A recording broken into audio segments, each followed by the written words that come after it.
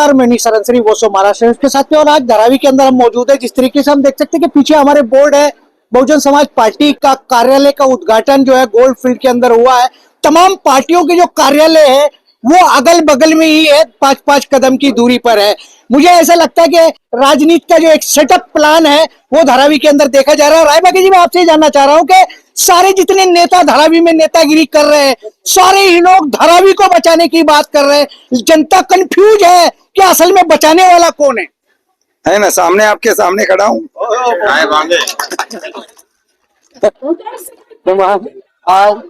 आज धारावी ने 40 साल देखा है। धारावी ने आज 40 साल देखा है कौन धारावी को बचाता है और कौन यहाँ धारावी को लूटने को आ रहा है।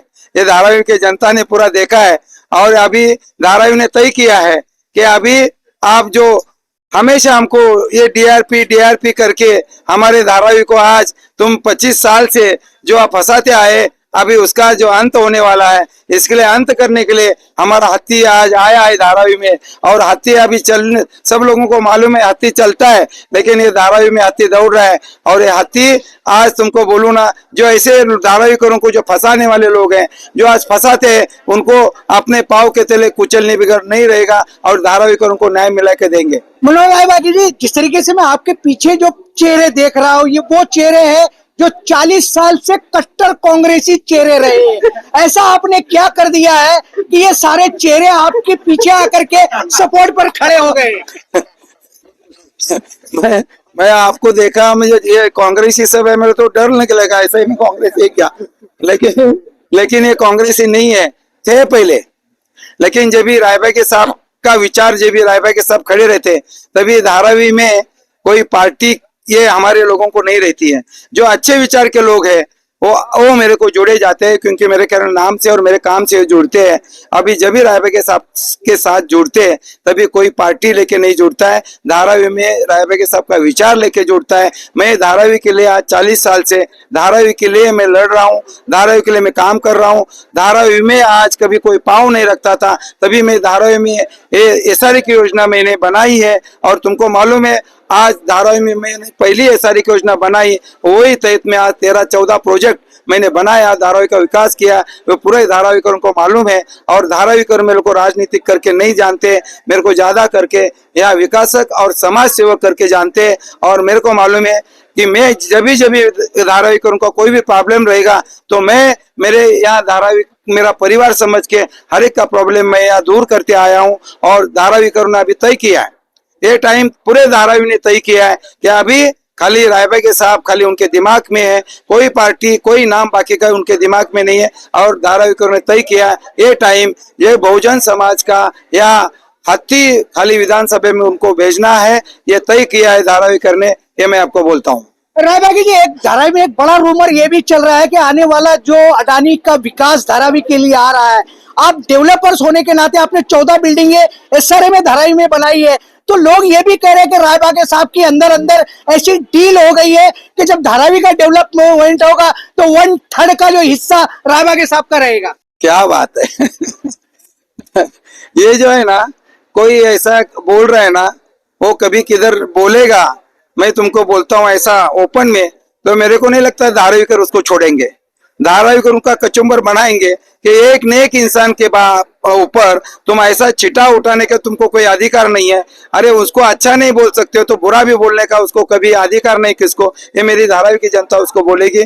मैंने कभी जिंदगी में ऐसा डीलिंग फीलिंग मेरे को मालूम ही नहीं। मेरे जिंदगी में मेरे डिक्शनरी में डीलिंग का वर्ड ही नहीं मेरे पास। और मैंने कभी जिंदगी में डीलिंग नाम का कुछ किया नहीं। मैंने जो किया है लोगों को मदद ही किया है। मेरे मेहनत के पैसे से, मेरे ईमानदारी ने जो मैं कमाया उससे से मैं 25% मैं लोगों को देता हूँ और मैं देते आया हूँ। मेरे को कोई जरूरत नहीं, मैं राजनीति करने के लिए धारावी में नहीं आया हूँ, ना मैं यहाँ लोगों के लिए पैसे के लिए राजनीति तो मैंने जिंदगी में की ही नहीं है। और ये मेरा पिंड भी नहीं है, मैं राजनीतिक आदमी नहीं है, मैं एक बिजनेसमैन हूँ। और बिजनेसमैन कभी भी गरीब लोगों के लिए फंसाता नहीं है। जैसे राजनीतिक लोग झूठ बोल के सत्ता हासिल करते हैं, ऐसा रायबा के कभी सत्ते के पीछे नहीं है।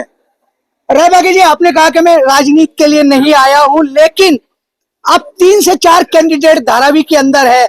आपकी मानसिक इच्छा क्या होगी कि आप किसको जोर शोर से हराना चाहते हो? नहीं, मैं तो हराना नहीं चाहता, मेरे सामने तो सब हार ही गया है। मेरे सामने तो सब हार गए हैं सर जी। मैं हराने के लिए किसको नहीं आया हूँ। मेरे सामने कोई कैंडिडेट ही नहीं, मैं तुमको बोलता हूँ।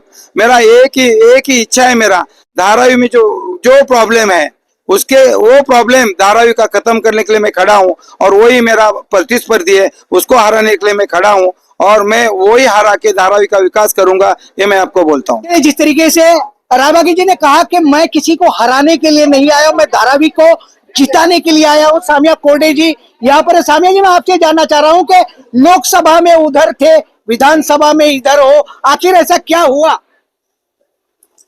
कुछ निर्णय राजनीतिक पार्टी हो या फिर दल हो, वो इंसानों के वजह से बनते हैं। इंसान है, उनकी विचारधारा है, इसके लिए दल है इसके लिए उसमें लोग नहीं है। तो गठबंधन भी वैसे ही बनते हैं। हमारी पार्टी जरूर महाराष्ट्र में महाविकास आघाड़ी का और देश में इंडिया अलायंस का हिस्सा है, लेकिन धारावी विधानसभा क्षेत्र में हमारे पार्टी ने ऐसा डिसीजन लिया है कल के मीटिंग में कि बहुजन समाज पार्टी को हमें समर्थन देना है, और उसके उम्मीदवार मनोहर रायबागी जी के समर्थन में हम आज से जुटे हैं। आपने एक सवाल पूछा कि यहाँ पे शिफ्ट क्यों हुए हैं, तो यही उसका आंसर है कि पिछले कई सालों से एक विधायक करके चुन के आने वाला एक फेस है। अगर वो फेस होता या फिर कांग्रेस पार्टी में काम करने वाले अनेक कार्यकर्ता है, उनको उम्मीदवारी मिलती, राजनीति या फिर लोगों के सवाल है वो जमीन पे रहते हैं। और आज हम भी जब पार्टी में काम करते हैं तो लोगों के बीच में जाके काम करना पड़ता है, लोगों से जुड़ना पड़ता है, उनके सवालों में ग्राउंड लेवल पे काम करना पड़ता है। वो राजनीति में सक्रियता होनी चाहिए। ऐसा कोई भी उम्मीदवार होता तो खुशी खुशी हम महाविकास आघाड़ी का काम जरूर करते। जनता का जत्था होता है तो सामिया कोरडे जी, मैं आपकी बात रोक के कहूंगा कि ऐसा नहीं लगता कि जिस तरीके से पिछले लोकसभा के इलेक्शन में आपके नेता जयंत पाटिल जी को हार के कागार पर जाना पड़ा, कहीं ना कहीं ये उसी राजनीतिक बदले की भावना ये निर्णय? अगर हमें बदला लेना होता तो महाराष्ट्र में हम गठबंधन करते ही नहीं। हमारे अलीबाग, पेन, पनवेल के जगहों पे हमें महाविकास आघाड़ी ने सीटें छोड़ी है।